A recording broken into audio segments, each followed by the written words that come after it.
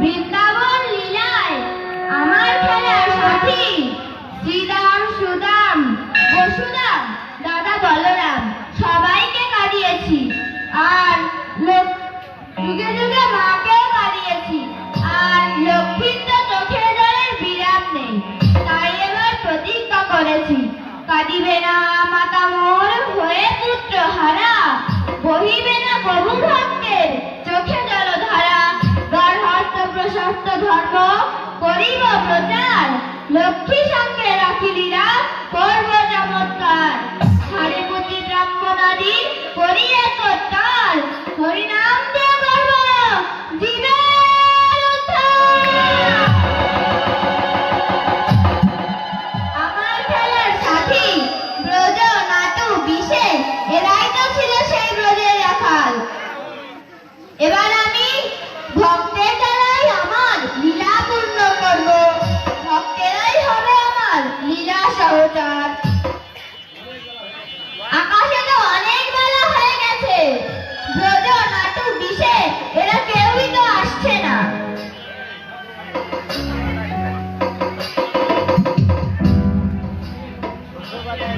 কিরে, তোরা দুইজনে গোষ্ঠে এলি, কিন্তু বিশে কোথায়?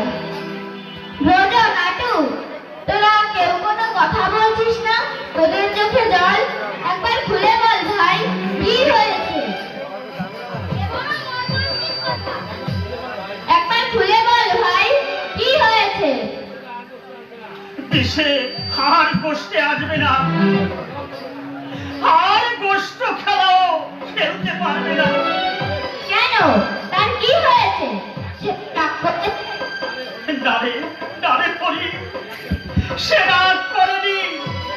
তবে সে গোষ্ঠে আসেনি কেন? সে আর কোনোদিন গোষ্ঠে আসবে না।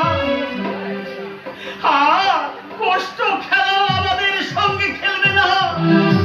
কেন? বিশু জন্মের মতো আমাদের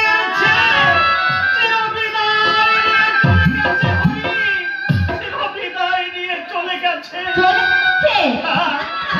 এ হতে পারে না, বিশু চলে যেতে পারে না। একবার খুলে বল ভাই, আমার বিশু কি হয়েছে? বিশু না রাত্রি থেকে কালেরা হয়েছে। না না, তাকে আমি কিছুতেই যেতে দেব না। যে নিদানের কর্তা আমি, বিষাইরে কি করিবে তুচ্ছ ভেদভূমি। চল চল, এখনই বিশাল করে দিতে হবে। তাই চলো, তাই চলো।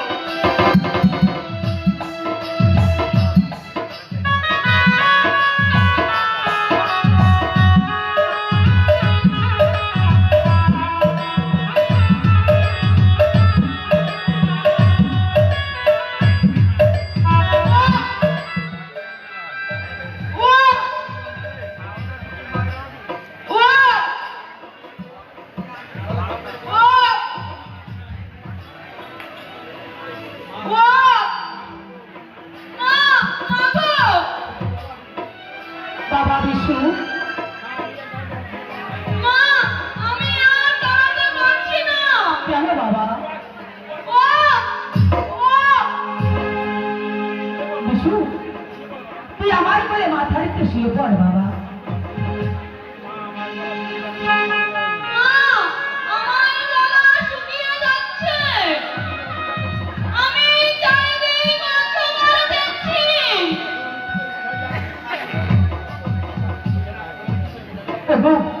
এখন আমি কি করি, কোথায় যাই? মা, তুমি একবার হরিণকে ডেকে আনো। আমার যে হরিণকে বাবা বিশু, ইচ্ছে করছে।